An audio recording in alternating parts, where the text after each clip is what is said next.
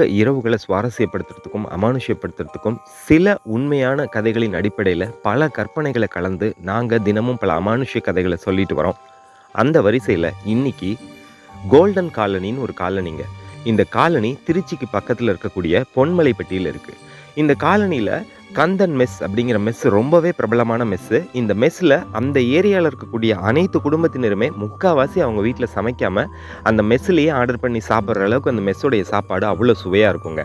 இந்த மெஸ்ஸில வந்து சாப்பிடுறது மட்டும் இல்லாமல், அந்த ஏரியால இருக்கக்கூடிய அத்தனை பேர் வீட்டுக்கும் மதிய உணவு, காலை டிஃபன், நைட் டிஃபன்னு எல்லா சாப்பாடுகளும் டோர் டெலிவரியும் செய்வாங்க. இந்த டோர் டெலிவரிய செய்யக்கூடிய பையன் பேர் தான் பிரதீப்புங்க. பிரதீப் அந்த கந்தன் மெஸ்லயே ரொம்ப சின்ன வயசுலேருந்து வளர்ந்து அந்த மெஸ்ஸிலேயே வந்து டெலிவரி செய்யக்கூடிய ஒரு யாருமே ஆதரவில்லாத ஒரு அனாதை பையங்க. அந்த பையனுக்கு அந்த ஹோட்டலுடைய முதலாளி கந்தனும், அந்த கந்தனுடைய மனைவியும் ரொம்பவே ஆதரவா இருப்பாங்க. இப்படி இருக்கும் பொழுது எல்லார் வீட்டுக்கும் வந்து பிரதீப் வந்து